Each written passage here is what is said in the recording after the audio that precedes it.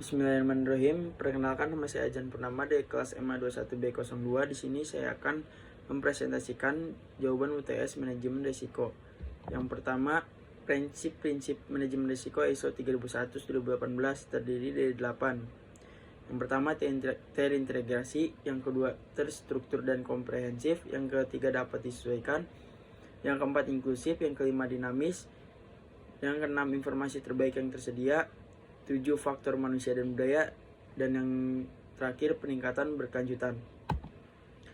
Selanjutnya, kerangka kerja manajemen risiko. Yang pertama, kepemimpinan dan komitmen. 2, integrasi. 3, desain. 4, implementasi. Yang kelima, evaluasi. Dan yang keenam, perbaikan. Selanjutnya, proses manajemen risiko.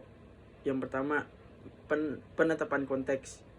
Proses manajemen risiko ini berhubungan dengan strategi, tujuan, ruang lingkup yang berhubungan dengan proses pengelolaan risiko perusahaan.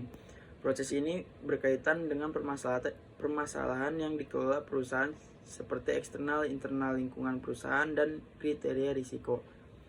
Yang kedua, penilaian risiko. Proses kedua bertujuan untuk identifikasi risiko yang mempengaruhi pencapaian organisasi atau perusahaan. Cara identifikasi risiko ini yakni membuat daftar dan pengukuran tingkatan risiko. Yang ketiga, penanganan risiko. Proses ketiga ini adalah perencanaan risiko untuk mendapatkan penanganan dan solusi yang efektif. Tujuan penanganan risiko untuk mengurangi dampak risiko pada pihak ketiga dan menerima risiko. Selanjutnya, risiko. Risiko adalah hasil dari tindakan tidak menyenangkan seperti bisa merugikan dan membahayakan.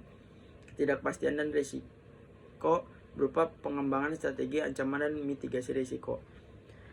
Selanjutnya, manajemen risiko. Manajemen risiko atau risk management dalam suatu perusahaan yaitu proses perencanaan, kepemimpinan, pengendalian kegiatan untuk meminimalkan risiko pendapatan perusahaan.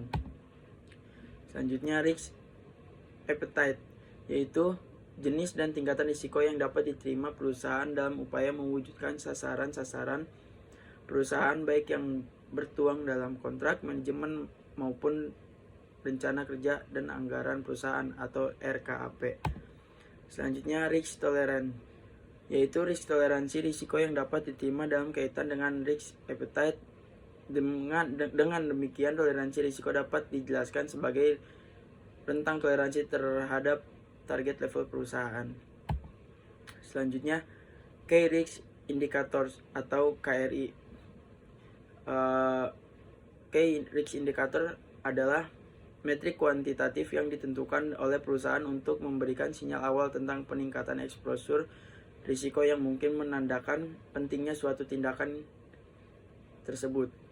Indikator tersebut dapat digunakan untuk mengidentifikasi tren yang terkait dengan peningkatan risiko dan memberikan konteks yang tepat, sehingga rencana perbaikan atau penilaian risiko terkait bisa dimulai secara proaktif. Selanjutnya, identifikasi risiko. Usaha untuk menemukan atau mengetahui risiko-risiko yang mungkin timbul dalam kegiatan yang dilakukan oleh perusahaan atau perorangan. Dan analisis risiko adalah metode untuk mengukur dan mengidentifikasi variabel yang bisa mengancam atau mencederai sebuah kesuksesan